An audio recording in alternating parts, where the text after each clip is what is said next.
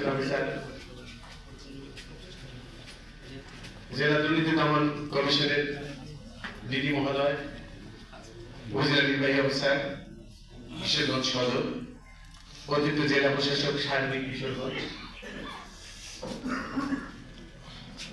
জেলা তথ্য অফিসের সিনিয়র তথ্য অফিসার তথা সহকারী পরিচালক কিশোরগঞ্জ, প্রিন্ট এবং ইলেকট্রনিক মিডিয়ার সাংবাদিকবৃন্দ, প্রেস ক্লাবের প্রতিনিধিবৃন্দ এবং বিভিন্ন পর্যায়ের আমন্ত্রিত অতিথিবৃন্দ, আসসালামু আলাইকুম।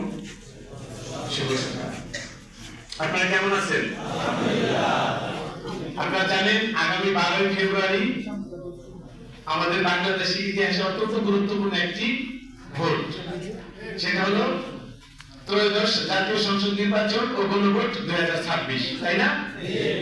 আমাদের আজকের বিষয় গণভোট বিষয়ক আলোচনা। আপনারা জানেন ইতিপূর্বে 3টি গণভোট বাংলাদেশ স্বাধীন হওয়ার পর অনুষ্ঠিত হয়েছে। আমাদের জেলা নির্বাচন অফিসার মহোদয় বলছেন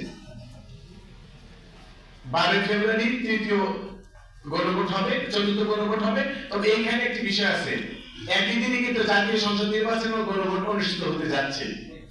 আর এবারের ভোটের সময় নির্ধারণ করা হয়েছে সকাল 7:30 থেকে 4:30 পর্যন্ত। আমরা এই বিষয়গুলো ভোটারদের মাধ্যমে প্রচার করব।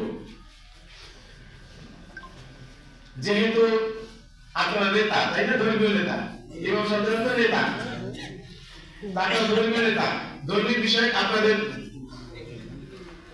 মানুষের নৈতিকতা উন্নত করার জন্য, মোরালিটি বিল্ড আপ করার জন্য আপনাদের ব্যাপক ভূমিকা রয়েছে সমাজে। পবিত্র কুরআন ও পবিত্র হাদিস শরীফের আলোকে সমাজের মোরালিটি উন্নত করা, মানুষের নৈতিক চরিত্র উন্নত করা, পাশাপাশি ধর্মীয় বিধানাবলী সমাজে প্রতিষ্ঠা করা আপনাদের খুবই ব্যাপক ভূমিকা রয়েছে এবং আপনাদের ভূমিকা।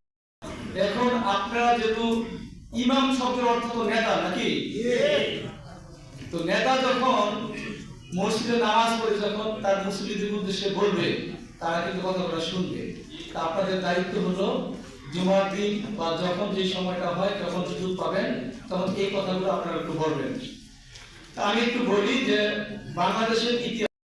উপজেলা নির্বাহী অফিসার মহোদয়, আমাদের মাঝে উপস্থিত আছেন জনাব মোহাম্মদ ইকবাল হোসেন, উপপরিচালক দুর্নীতি দমন কমিশন। আমাদের মাঝে উপস্থিত আছেন জনাব A.K.M. নাসিম খান, সভাপতি কিশোরগঞ্জ প্রেস ক্লাব। আমাদের মাঝে উপস্থিত আছেন জনাব সাইফুল মালেক চৌধুরী, সাধারণ সম্পাদক কিশোরগঞ্জ প্রেস ক্লাব। আমাদের মাঝে উপস্থিত আসলে প্রতিহিংসা করেন আমরা আগে থেকে যে অমুকের কথা বলছি, অমুকের কথা বলছি। আপনারা কিন্তু একটা নিরপেক্ষ জায়গায় আছেন। যাই হোক, আমার বক্তব্য আমি দীর্ঘায়িত করতে চাই না। আমরা 25 জারি হয়েছে, এর মাধ্যমে সংবিধানে আমরা যদি প্রথম দেখি, প্রথম যে গণভোটটি হয়েছিল সেটি ছিল 1977 সালে। সেটা রাষ্ট্রপতি জিয়াউর রহমানের আস্থা গণভোট নামে পরিচিত ছিল। দ্বিতীয় যে ভোটটি ছিল সেটি ছিল এরশাদের সামরিক